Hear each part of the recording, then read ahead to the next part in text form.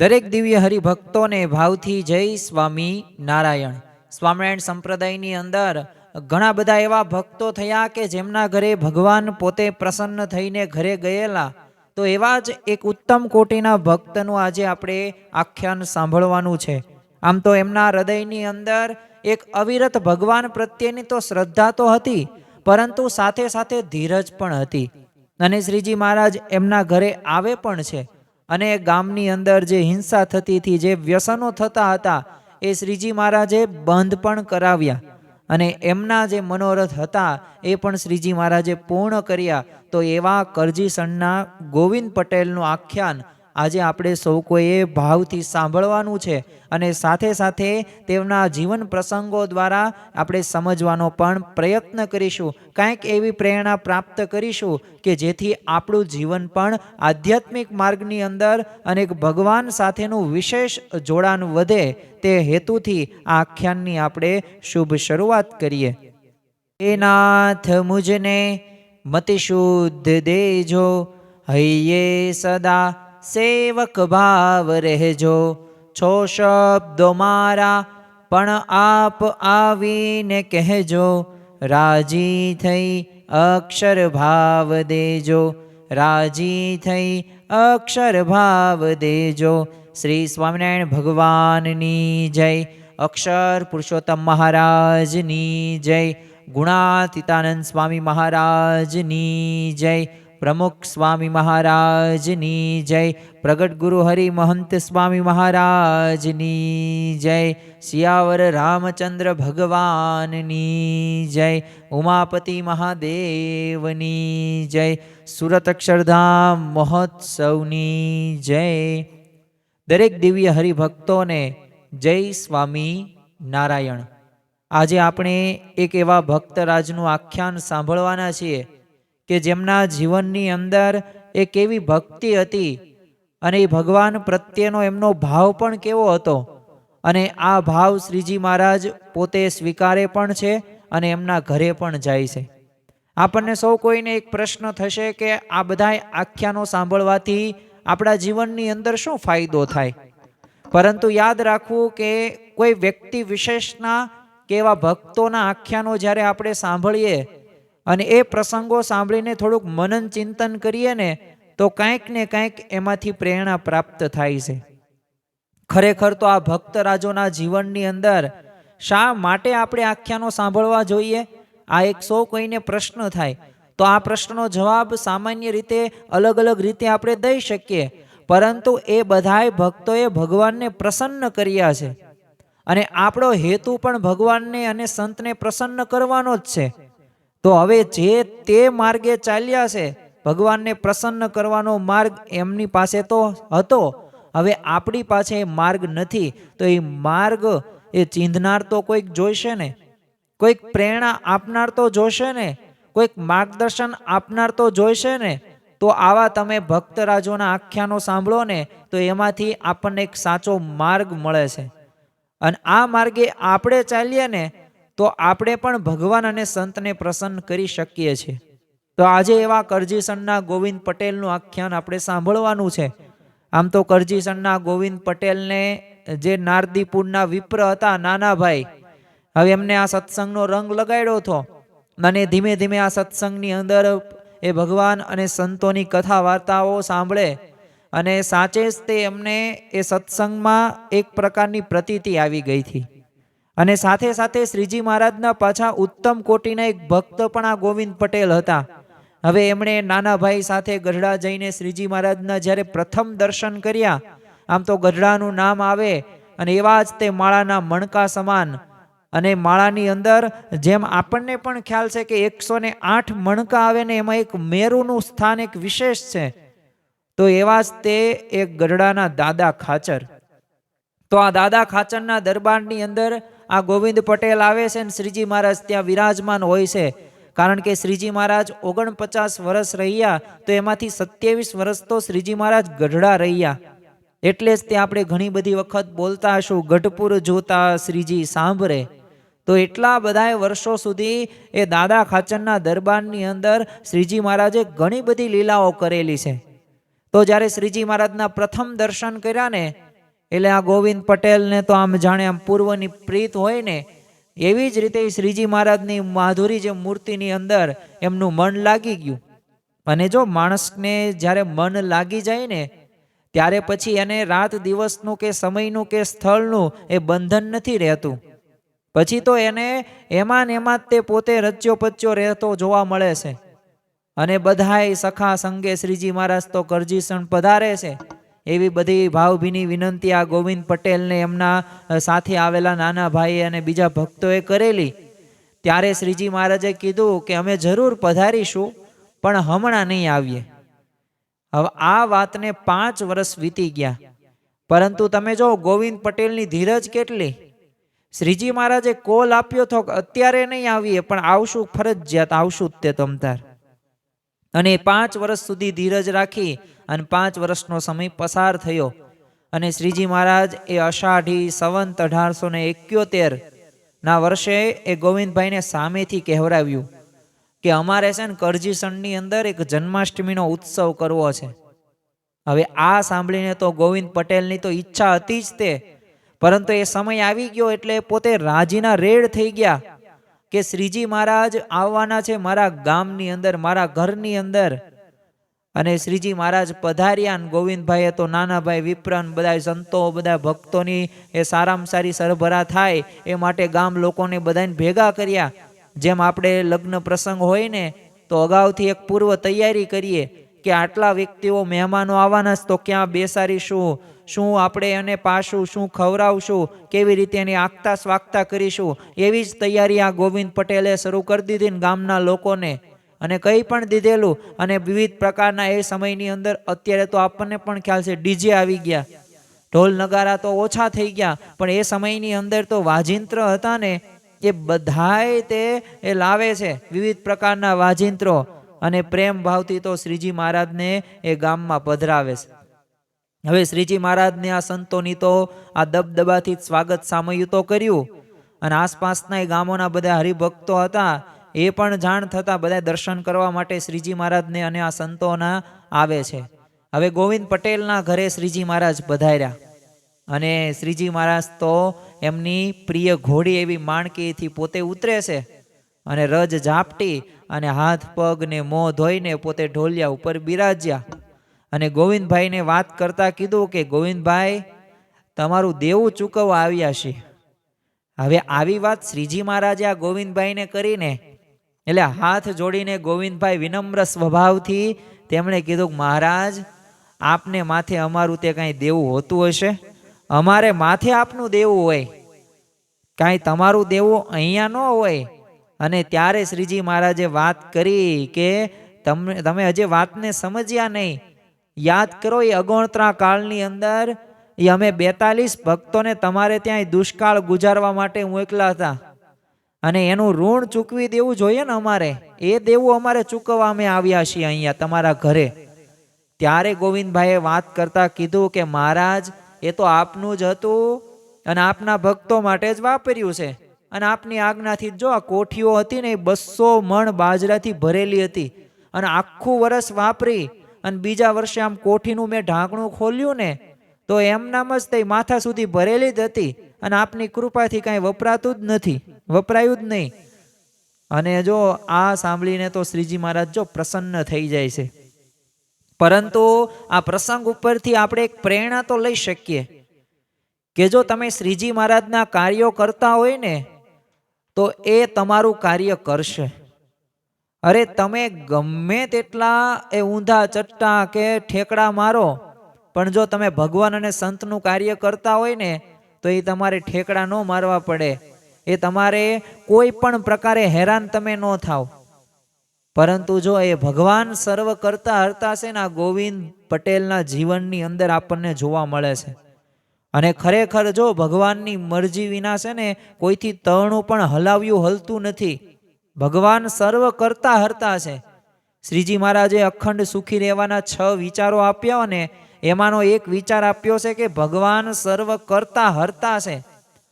અને જો આ સમજણ જેના જીવનની અંદર દ્રઢ થયેલી જોવા મળે છે ને એ પોતે અખંડ એ આનંદ રહેશે, 8 પહોર એને આનંદ રહેશે. કોઈ પણ પરિસ્થિતિ એને મૂંઝવી નથી શકતી. પરંતુ જો આ સર્વ કરતા હર્તાની સમજણ દ્રઢ ન હોય તો નાની નાની વાતની અંદર આજે માણસ દુઃખી થતો જોવા મળે છે. આજે આપણને ખ્યાલ છે કે એક થોડાક એવા નાના એવા પ્રશ્ન થાય અને લોકો દવા પીને મરી જાય છે. અરે ટ્રેન સામે ઊભા રહી જાય છે. શા માટે? મરવા માટે. પણ આ યાદ રાખવું કે આ તમારું જે પગલું રહ્યું ને એ ખરેખર સમાધાનકારી પગલું નથી. પરંતુ જો એક સત્સંગ આપણને પ્રાપ્ત થયો અને જો સર્વ કરતા હર્તાની સમજણ જો દ્રઢ હોય ને તો કોઈ પણ પ્રકારના વિઘ્નો વચ્ચે પણ તમે સ્થિર રહી શકો છો. પરંતુ આ ગોવિંદ પટેલના સમજણ રાખવી જોઈએ એના જેવી. અને શ્રીજી મહારાજે આવું સાંભળ્યું ને એટલે બહુ રાજી થઈ ગયા. અને જન્માષ્ટમીમાં દિવસે તે સંતો અને હરિભક્તો આખો સંઘ હતો ને એ કરજીસણમાં આવવા લાગ્યો છે. અને ક્ષિતિજ સુધી પથરાયેલો આ સંઘમાં યાત્રાળુઓએ સ્વામિનારાયણના મંત્રથી આમ ગગનમાં ઘોષ ગુંજાવ્યો. સવારથી કરજીસણના જે હરિભક્તોએ ઉત્સવનીઓ તૈયારીઓ પણ કરવા માંડી હતી. કારણ કે એમને ખ્યાલ હતો કે કોણ પધારે છે. ભગવાન પોતે આપણે અહીંયા જન્માષ્ટમીના ઉત્સવ માટે પધારે છે. સંતો ભક્તો આવે છે. ગામથી પૂર્વમાં એક વિશાળ એક વડલાનું ઝાડ હતું અને એની ડાળીએ હિંડોળો બાંધ્યો અને ઘણો સુંદર એવો સરસ મજાનો લાગતો હતો. અને ત્યાં જ તે સંતો એ ગરબીના કીર્તનો ગાતા હતા. આખું આમ વન હતું ને એ ગાજી રહ્યું હતું. અને પછી તો સંતોએ આરતી ઉતારી નારાયણ ધૂન પણ કરી અને ત્યારબાદ શ્રીજી મહારાજ એ હિંડોળા ઉપર બેસી રહ્યા. હવે શ્રીજી મહારાજે એ સભા જોઈ અને સભાજનોનો આનંદ પણ એમને નિરખ્યો. અને પછી બધા સંતો ભક્તોને મહિમા કહેતા કીધું, જો શ્રીજી મહારાજની એક વિશેષતા છે, તેઓ આ પૃથ્વી લોક ઉપર આવ્યા ને તો એ જીવોનું કલ્યાણ કરવા માટે આવ્યા છે. તમે જો સ્વામિનારાયણ સંપ્રદાયની અંદર એ મંદિરો તો હશે, એ શાસ્ત્રો તો હશે, પરંતુ સાથે સાથે એક સભાઓ હશે, એક કથા વાર્તા રૂપી અખાડાઓ સતત શરૂ હશે. શા માટે? જીવોનું આત્યંતિક કલ્યાણ કરવા માટે જરૂરી છે કથા વાર્તા. એ કથા રૂપી અમૃત આપણને જો પ્રાપ્ત થાય ને તો આપણે અમર થઈ જઈએ. અરે અમૃત તો છે ને તમારું શરીરની અંદર તમને રોગ ન આવવા દે, તમને અમર રાખે. પણ કથા વાર્તા રહીને એ શરીર પણ સારું રાખે અને પરલોક અને લોકનું પણ આપણને સુખ આપે છે. અને એમને વાત કરી બધા ભક્તોને ઉદ્દેશીને કે કામી, ક્રોધી ને લોભી જનો પોતાના દોષ દેખાડીને જો સંત હરિભક્તના ગુણ ગાતા હશે ને તો કોઈ દિવસ સત્સંગ એ કરશે. કારણ કે ગુણ લેવાથી એના પાપ બળી જશે. જો આપણા દરેક વ્યક્તિના જીવનની અંદર આવા સ્વભાવ હોય છે, કામ ક્રોધાદિક, પરંતુ શ્રીજી મહારાજ કેટલા દયાળુ છે કે ભલે એવા તમારામાં સ્વભાવ રહ્યા પણ બસ તમે ખાલી સંત કે હરિભક્તના એ ગુણ ગાતા હોય એટલે કે મહિમાનો વિચાર કરતા હોય ને અને સત્સંગ એવી રીતે શરૂ જ રાખતા હશો ને તો એક સમય એવો આવશે કે ગુણ લેવાથી તે એ પાપ બળી જશે.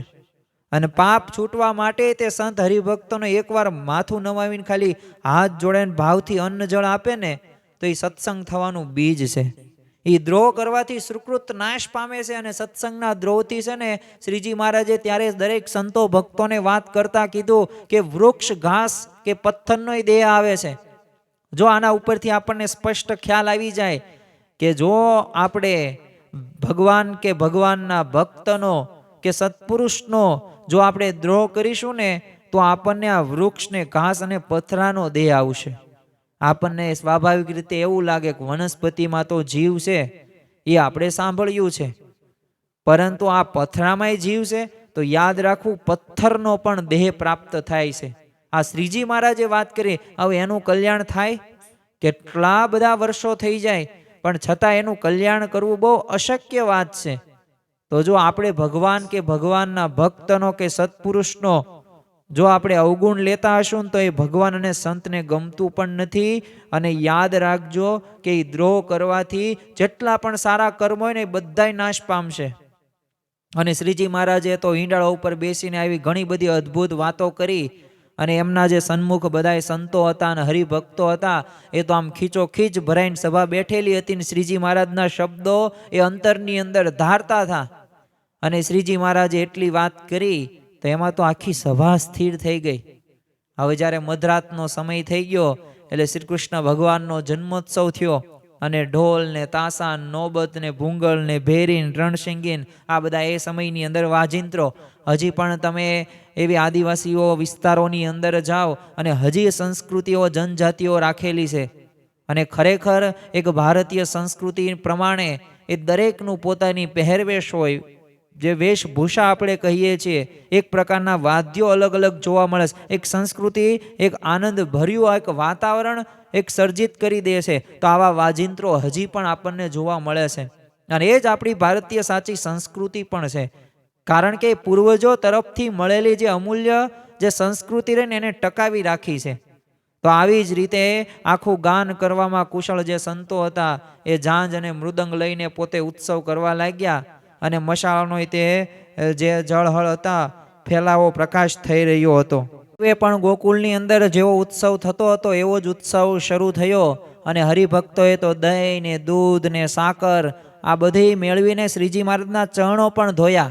અને નાના ભાઈ અને ગોવિંદભાઈ હતા એમને તો પંજરી પણ કરાવી હતી અને બંને ભક્તોએ પંચામૃતથી શ્રીજી મહારાજના ચરણ ધોયા. પછી ફૂલના બાજુબંધ તોરાન હાર બધું પહેરાવ્યું, કેસર ચંદનની શ્રીજી મહારાજને પૂજા અર્ચના પણ કરી અને મેવા અને મીઠાઈના થાળ આ શ્રીજી મહારાજ સન્મુખ ધર્યા પણ ખરા. અને કેટલાક ભક્તો તો શ્રીફળ પણ લાવ્યા હતા, એટલે શ્રીજી મહારાજના ચરણે એ પણ ધર્યા હતા. અને આવી જ રીતે કૃષ્ણ જન્મોત્સવની અંદર આનંદમાં અને આનંદમાં બધાએ ગુલાલ પણ ઉડાડ્યા અને આખી સત્સંગ સભા એ સમયની અંદર એ રંગ રંગ થઈ ગઈ. અને સંતોએ તો એ જન્મ સમયના પણ કીર્તનો ગાયા અને સાથે સાથે એ કરજીસરના ગોવિંદ પટેલની ઈચ્છાથી અને એમનો ભાવ હતો એટલે ઠાકોરજી સમક્ષ અન્નકૂટ પણ ધરાવવામાં આવ્યો અને શ્રીજી મહારાજની ત્યારબાદ આરતી ઉતારવામાં આવી. પછી સંતો અને ભક્તોની વિનંતીથી શ્રીજી મહારાજે હિંડોળા ઉપર વિરાજ્યા અને બધાએ શ્રીજી મહારાજને ઝુલાવાનો લાભ લેવા લાગ્યા. અને શ્રીજી મહારાજે એકાએક કોઈકને પૂછ્યું કે ગોવિંદભાઈ ક્યાં છે? એટલે કોઈક ભક્તે કીધું કે મહારાજ એ સંતોને ભક્તોને છે ને સવાર પારણા કરાવવાના છે ને એટલે શીરો ને ખીચડી વગેરે બધી રસોઈ બનાવવા તૈયારી કરવા માટે ગયેલા છે.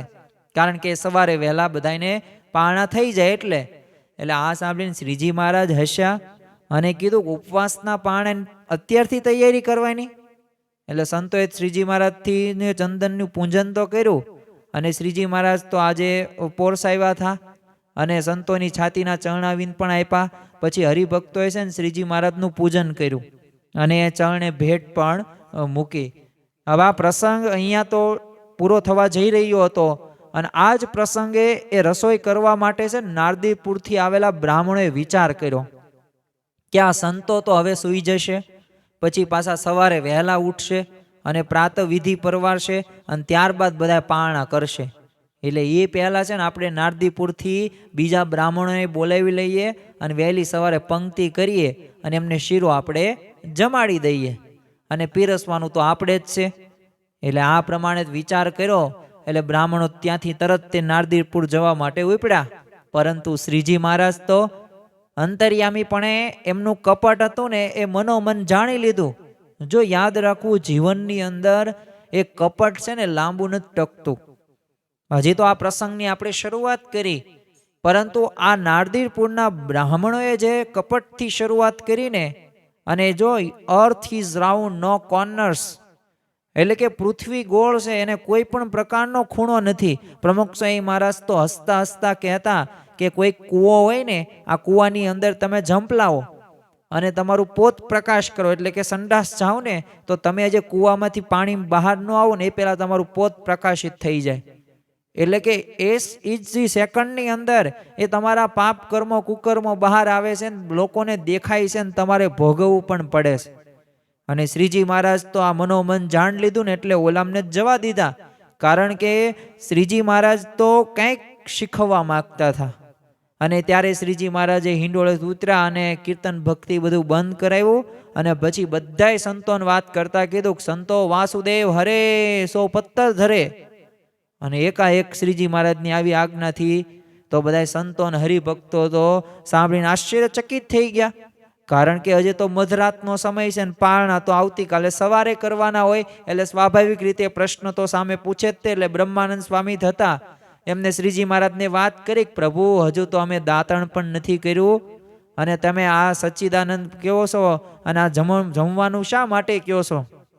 અને ત્યારે શ્રીજી મહારાજે હસતા હસતા કીધું કે આજે તો છે ને શીરાના જ દાંતણ કરો, અને માટે તમે જો જે દાંતણ કરશે ને એ વિમુખ થઈ જશે.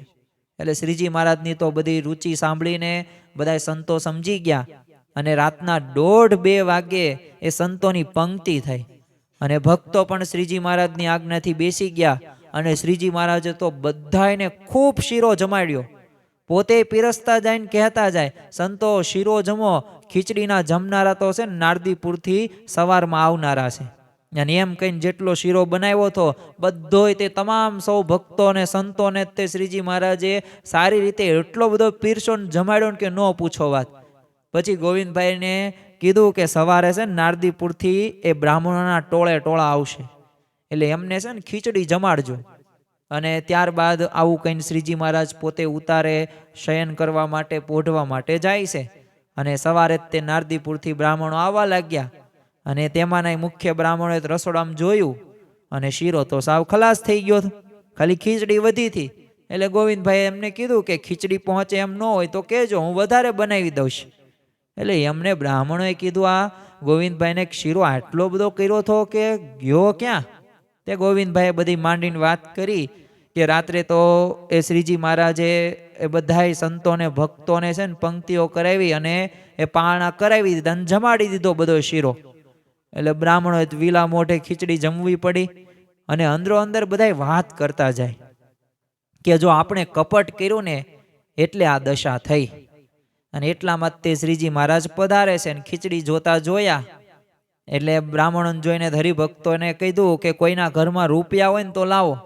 એટલે ત્યાંના એક ભક્ત હતા વડુના ગોહેલ, બાજુમાં જ તે હતા ગોહેલ માનાજી, એમને કીધું મહારાજ બળદ વેચ્યાના છે ને 60 રૂપિયા મારી પાસે છે, આ લ્યો 60 રૂપિયા. એટલે શ્રીજી મહારાજે રૂપિયા હતા એ બ્રાહ્મણ દક્ષિણાની અંદર આપ્યા, અને દક્ષિણા મળી એટલે બ્રાહ્મણો તો રાજી થઈ ગયા. એટલે આમ કરજીસણની અંદર તે શ્રીજી મહારાજે આમ ધામધૂમથી છે ને જન્માષ્ટમીનો ઉત્સવ કર્યો. આપણને જો આ તકે એટલો ખ્યાલ આવે કે શ્રીજી મહારાજ પહેલેથી શાકોત્સવ, ઉત્સવો, જન્માષ્ટમીના, રામનવમી, આ બધાય તહેવારો જે રહ્યા ને એ ઉજવતા હતા. ઉત્સવો સમયાઓ બહુ કરતા હતા, પારાયણો પણ એટલી બધી કરાવતા. શા માટે? કે જે ભક્તો છે, મુમુક્ષુ છે, એ સંતોનો સમાગમ કરે, એ કથા વાર્તા સાંભળે, જેથી એ જીવની સારી દશા થાય, એ જીવનું આત્યંતિક કલ્યાણ થાય, અને જ્ઞાન શું છે, શું આપણે કરવાનું છે ને એનો એમને ધ્યાન રહે, લક્ષ્ય રહે. એટલે એ માટે શ્રીજી મહારાજે જો આ કાર્ય અવિરતપણે પણ શરૂ રાખેલું છે. અને શ્રીજી મહારાજે વચનામૃતની અંદર વાત કરતા કીધેલું છે કે અમે આ ઉત્સવ સમયાઓ શા માટે કરાવીએ છીએ? કે અંતકાળે પણ એ સમય આ ઉત્સવોની અંદર એ ખાલી સ્મૃતિ આવી જાય ને, યાદ આવી જાય ને તો એનું કલ્યાણ થઈ જાય, એને મોક્ષ મળી જાય. તો જો આ માટે શ્રીજી મહારાજ આ રીતે સમયા ઉત્સવો કરાવે છે. એટલે અત્યારે પણ જે સમયા ઉત્સવો, મહોત્સવો થાય છે એ ખોટા પૈસાનો બગાડ નથી, એક પૈસાનો 1% બગાડ નથી. કારણ કે એના લીધે ઘણા બધાને સમાસ થાય છે, એવા સંતોનો સમાગમ થાય છે, સારી સમજણ, સારી વાતો સાંભળવા મળે છે, અરે જ્ઞાન મળે છે. સમયા ઉત્સવ, મહોત્સવની અંદર શું થાય છે? શું દેખાડવા માટે થાય છે? નહીં.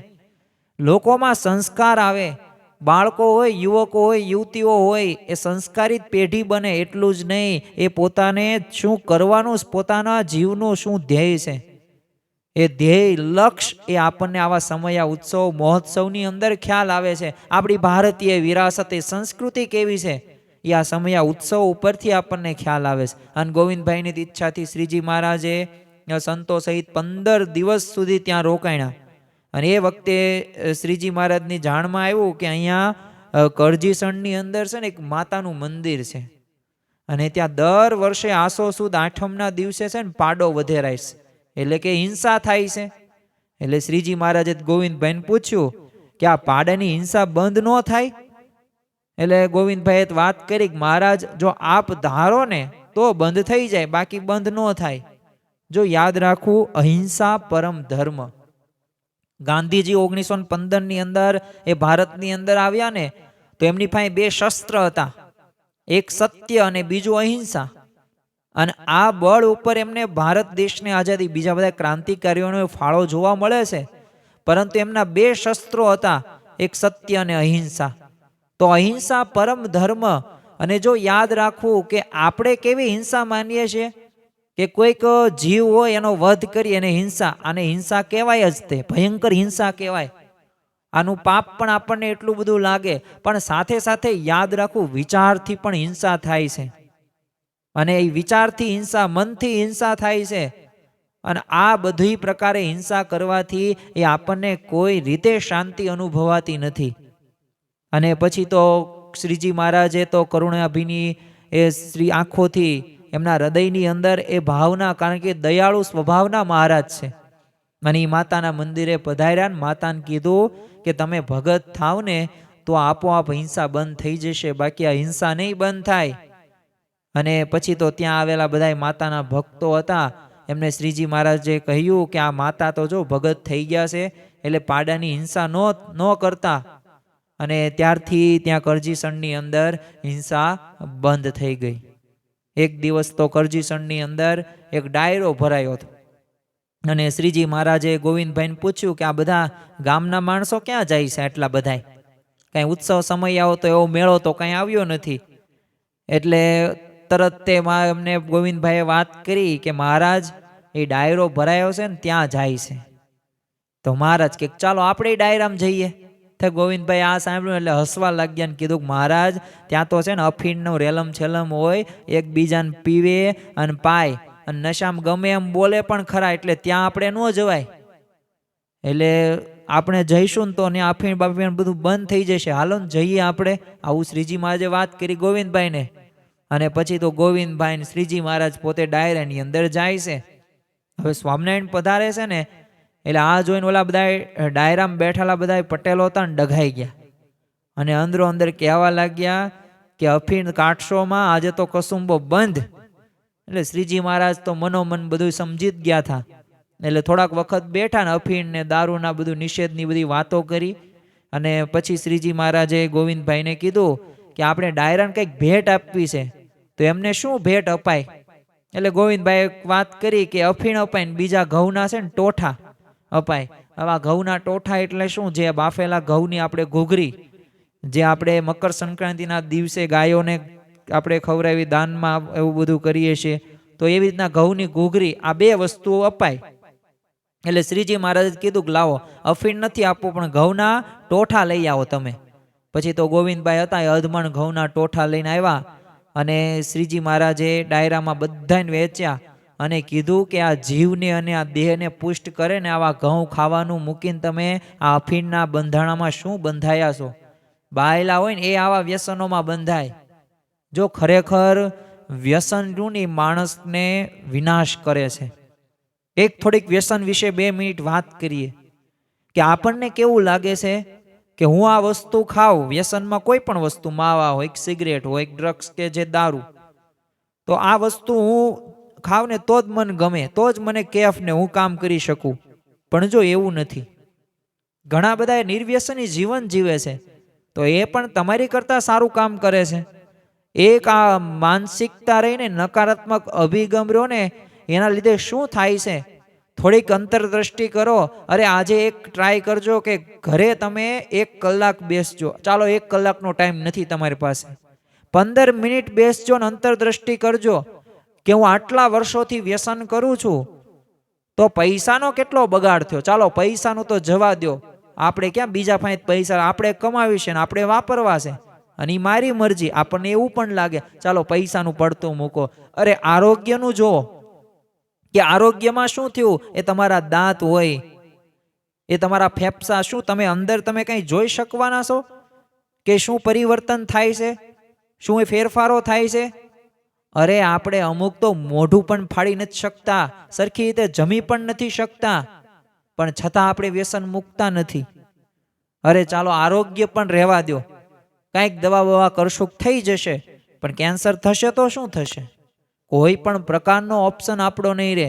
ચાલો ત્રીજી વાત આપણે સમજીએ. અરે કૌટુંબિક તો, અરે તમારી પત્નીનું, તમારા એ બાપનું, તમારી માતાનું તો જુઓ, તમારા દીકરાઓ છોકરાઓનું તો જુઓ કે એના લીધે તમે એને 1 કિલો બદામ નથી ખવડાવી શકતા, પણ મહિનાના 1500, 2000, 5,000, 10,000 વ્યસન પાછળ તમે વાપરો છો. એ તમે એને 1 કિલો ઘી નથી ખવડાવતા, પરંતુ તમે 1000-1500 રૂપિયાની સિગરેટ કે ડ્રગ્સ કે દારૂ કે એ તમે પાછા શાંતિથી પી લો છો. તો વિચાર કરવા જેવી બાબત છે. પૈસાની દ્રષ્ટિએ જો, આરોગ્યની દ્રષ્ટિએ જો, અરે કૌટુંબિક કેટલા પ્રશ્નો આના લીધે થતા જોવા મળે છે. આપણને એમ લાગે અમુક વ્યક્તિઓ 2 પાંદડે કેમ નથી થતા, નો થાય ને 2 પાંદડે.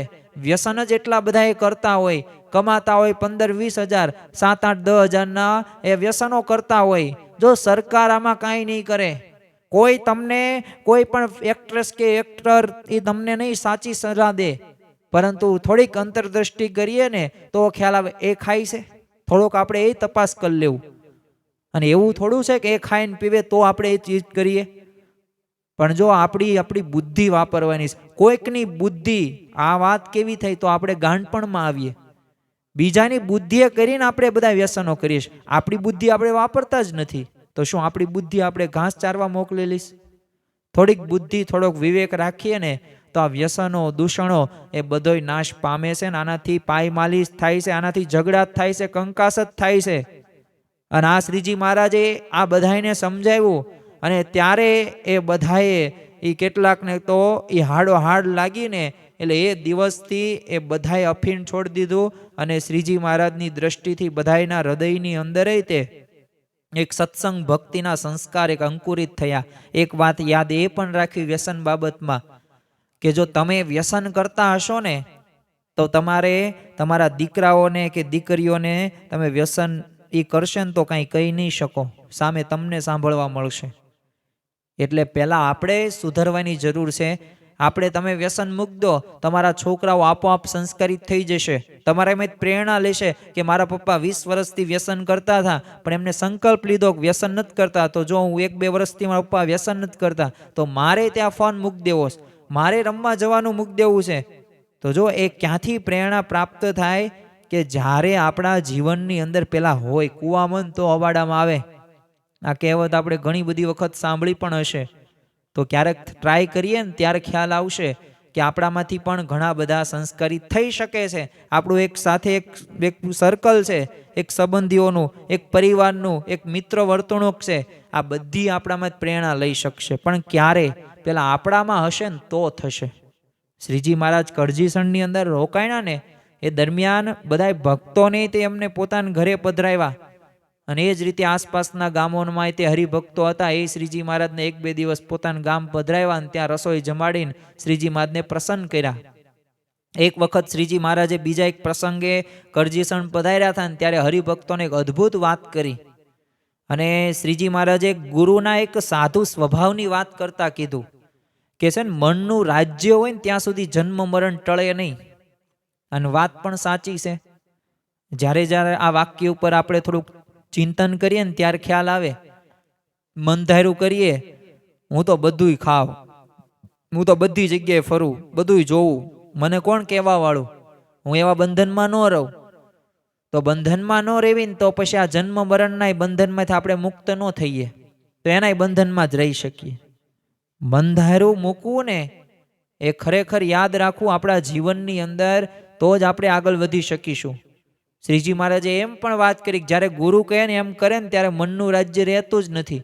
ગુરુ બધી મોક્ષની વાત જાણે અને ભગવાનને ઓળખે અને હરિથી અધિક કંઈ માનતા જ નથી. વિષમ દેશકાળમાં પણ એ જેમની એકની એક મતિ રહે ને પણ રંગ પલટાય નહીં ને એ સાચા ગુરુ કહેવાય. જ્યાં લગી રંગ પલટાય છે ને ત્યાં સુધી એ ગુરુમાં કચાશ છે. તો જો આપણને જે આપણી ગુણાતીત ગુરુ પરંપરા પ્રાપ્ત થઈ છે, મળી છે, આ ગુણાતીત ગુરુ પરંપરા સામે જોઈએ ને ત્યારે આપણને ખ્યાલ આવશે કે એ જ ગુણાતીતાનંદ સ્વામી, ભગતજી મહારાજ, શાસ્ત્રીજી મહારાજ, યોગીજી મહારાજ, પ્રમુખ સ્વામી મહારાજને વર્તમાન કાળે મહંત સ્વામી મહારાજ, એ તે સાધુના જે પંચ વર્તમાનો યુક્ત એમનું જીવન, સર્વ કળા કોવિંદ આપણને આ વર્તમાન કાળે પણ મહંત સ્વામી મહારાજની પ્રાપ્તિ થઈ છે. એ રંગ નથી બદલતા, એ બધાય પ્રકારનું એ વર્તન એમના જીવનની અંદર એમને આત્મસાત કરેલું છે. પોતે કહેતા અક્ષર બ્રહ્મ છે અને આપણને પરબ્રહ્મ સુધી લઈ પણ જશે. એટલે આવા ગુરુની આપણે પ્રાપ્તિ થઈ છે. આ પ્રાપ્તિના કેફમાં ને કેફમાં આપણે આપણું જીવન વ્યતીત કરવાનું છે. અને આ વાત સાંભળીને તે બધાએ ગુરુના લક્ષણો કેવા હોય એના વિશે એક દિવ્ય દ્રષ્ટિ તે બધાએ ત્યારે પ્રાપ્ત કરેલી. ફરી એકવાર શ્રીજી મહારાજ સંતો સાથે એક વખત કરજીસણ પધાર્યા હતા અને સંતોની સભામાં થઈ એમાં વાત કરતા શ્રીજી મહારાજે વાત બીજી એક કરી કે લોકમાં પણ જેવો વેશ ધારે છે ને એવો જ તે ભજવી દેખાડે છે. તે સતીનો વેશ લેનારો અગ્નિમ બળી મરે, પણ પાછો પગ ભરતો નથી. એમ લીધેલો વેશ ભજવે નહીં ને તેની લાજ જાય છે. તો આપણે પણ જે વેશ ધારણ કર્યો છે એટલે કે આપણે ભગવાન અને સંતને રાજી કરવાનો વેશ ધારણ કર્યો છે, તો આપણે આ સારી રીતે ભજવવો જોઈએ. અને પણ પાછો પગ ભરવાનો નથી, કારણ કે તમે વેશ્યા જો હોય નિર્લસ થઈને ફરેશ એટલે તમને એને નાક કાનની કાંઈ પડી હોતી નથી. એમનો સમાગમ જે કરે ને એ પણ એમ એવા જ જાણવા, સત વાતને ગ્રહણ કરે ને સત્પુરુષ જાણવાના. અને સત અને અસત એ અનાદિના માર્ગ ચાલ્યા આવ્યા છે અને આ માર્ગ ઉપર થોડોક વિચાર પણ કરવાનો છે. તો આમ શ્રીજી મહારાજે ત્યારે પણ અદ્ભુત એ કરજીસણની અંદર અદ્ભુત જ્ઞાન ગંગા એ વહાવી હતી. હવે આ ગોવિંદભાઈને જ્યારથી સત્સંગ થયો ને ત્યારથી દર શ્રાવણ માસની અંદર છે ને કરજીસણથી 60 ગાંવ ચાલીને એ શ્રીજી મહારાજને રાખડી બાંધવા માટે સ્પેશિયલ ગઢડા આવતા. જો કેવી ભક્તિ કહેવાય. અને ખરેખર જો ભગવાન એ ભાવના ભૂખ્યા છે. તમારામાં ભક્તિ હોય ને તો ભાવ સાંભળે જ તે. આપણા જીવનની અંદર ઘણી બધી વખત એવું બનતું પણ હશે કે આપણે એવી પરિસ્થિતિની અંદર પસાર થતા હશું ને કે જ્યાં બહાર નીકળવાનો કોઈ રસ્તો જ નહીં હોય, પણ ત્યારે આપણે ભગવાનને યાદ કરીશું તો એ ભગવાન આપણને એક રસ્તો સુજાડશે, એક માર્ગ બતાવશે કે તારે આમ કરવાનું છે, એના પછી આમ કરવાનું છે. અને એ પરિસ્થિતિ વિપરીત પરિસ્થિતિમાંથી આપણે બહાર આવી શકીશું. તમે ગમે એટલી ખાઈની અંદર ઊંડા વહી ગયા છો ને, પણ છતાં જો ભગવાનનો સહારો તમે લેશો ને તો બહાર નીકળી પણ જશો. એટલે ખરેખર આપણા જીવનની અંદર છે ને ભગવાનનું બળ આપણે રાખવાનું છે. આ ગામના વ્યક્તિઓના બળ રાખીશું ને તો થોડાક સમય સુધી રહેશે સાથે. એ તો કેવું છે, સ્વાર્થ માટે બધાય ભેગા થાય અને સ્વાર્થ પૂરો થઈ જાય એટલે હું કોણ ને તું કોણ. એટલે આ સ્વાર્થ ભરેલી દુનિયા છે. અહીંયા કોઈ કોઈનું નથી, પણ એક આપણના સાચા કોણ છે, ભગવાન અને સંતની જે આપણને પ્રાપ્તિ થઈ છે ને એને આપણે સહારે રહેવું, એનો આપણે સમાગમ કરવો અને એ આપણા સાચા સંગાથી છે. અને 3 દિવસે પાછા આ ગોવિંદભાઈ ગઢડા પહોંચે 3 દિવસ. અને વરસાદના લીધે તે વાંસના ટોપ રાખતા, વરસાદ પડે એટલે ત્યાં ઓઢી લે એટલે પોતે પલળે નહીં. હવે આ ગોવિંદભાઈની તો મોટી ઉંમર, પણ પ્રશ્ન કયો, અને આ પ્રશ્નથી ઘણા બધા પીડિત થતા પણ અત્યારે જોવા મળે છે. આમ તો વાસ્તવિક રીતે આપણી પાસે એક સાચો અને સારો અભિગમ નથી ને, અને આપણે આવા ભક્તોના આખ્યાન નથી સાંભળે ને એટલે એવી સમજણ નથી આવી.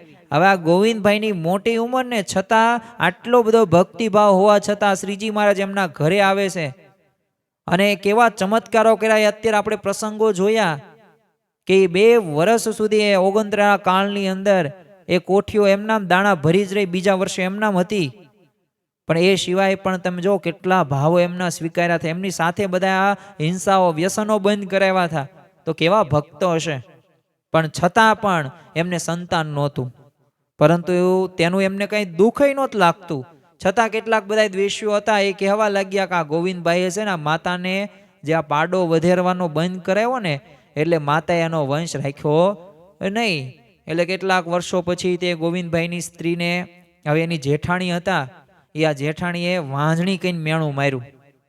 અને એક સ્ત્રીને જો એક આ કુત્સિત શબ્દ હોય ને તો અને આ શબ્દ કોઈ એવી ન સાંભળી શકે. અને આ ગોવિંદભાઈ અને એમના પત્નીએ તો નક્કી કરી નાખ્યું કે હવે તો આપણે ત્યાગી થવું છે. અને પોતે શ્રીજી મહારાજ ગરડા હોય છે ત્યાં આવે છે અને શ્રીજી મહારાજને એમણે કીધું કે મહારાજ મને ત્યાગી કરો ને મારા ઘરના છે ને સાંખ્ય યોગી થઈને અહીંયા રહેશે અને અમે તમારું ભજન કરીશું ને સેવા કરીશું. એટલે શ્રીજી મહારાજે એમને વાત કરતા કીધું, ગોવિંદભાઈ તમને ત્યાગી કરવા નથી, તમારા થકી તો હજે દંઢાવ્યમાં સત્સંગ વધારવો છે અને તમને મેણું મારનાનું તે છે ને મોઢું બંધ થઈ જશે. એટલે તમે બહુ ઉપાધિ ચિંતા ન કરતા. અને ગોવિંદભાઈ ઘરે આવે છે અને આશ્ચર્યની વાત, ચમત્કાર.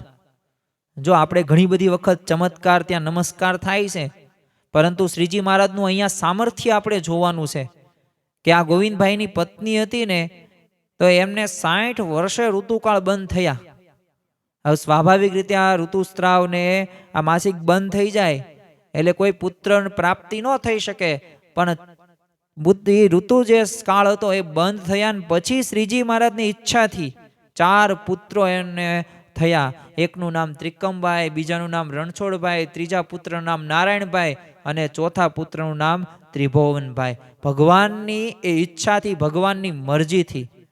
અને જો શ્રીજી મહારાજે આ 4 દીકરાને પાછા રમાડ્યા પણ હતા અને આજે પણ એમના વંશજોની અંદર આપણને સત્સંગ જોવા મળે છે. કહેવાનો મતલબ એ જ છે કે ભગવાનની ઈચ્છાથી જ બધું થાય છે. સર્વ કરતા હરતા ભગવાન છે. એટલે આપણે ભગવાન ઈષ્ટદેવ ભગવાન સ્વામિનારાયણ અને મહંત સ્વામી મહારાજ ઉપર આપણે વિશ્વાસ રાખવાનો છે. તો આપણા જીવનની અંદર ડગલે ને પગલે આવતી કોઈ પણ પરિસ્થિતિ ન હોય, આ પરિસ્થિતિ અંદર ભગવાન અને સંત આપણી સાથે જ છે. બસ વિશ્વાસની જરૂર છે અને એક થોડીક પ્રતીતિ રાખીશું તો અવશ્ય આપણા કાર્યો થશે. તો આખ્યાન ઉપરથી આપણને ઘણું બધું શીખવા મળ્યું. તો આપણા જીવનની અંદર પણ આવી સમજણ આપણે દ્રઢ કરીએ અને એક સત્સંગ અચલ રહે, આધ્યાત્મિક માર્ગની અંદર એ આપણે આગળ વધી શકીએ એવું આજના દિવસે પ્રાર્થના. શ્રી સ્વામિનારાયણ ભગવાનની જય.